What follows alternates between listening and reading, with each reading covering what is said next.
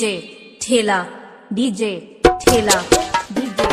ठेला आज के रात से चाइना बोल के कोई सिंगार भाई को हर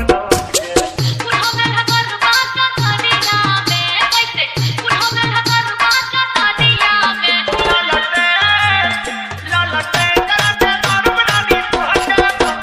ललटे करते और बनानी पहचा पगलिया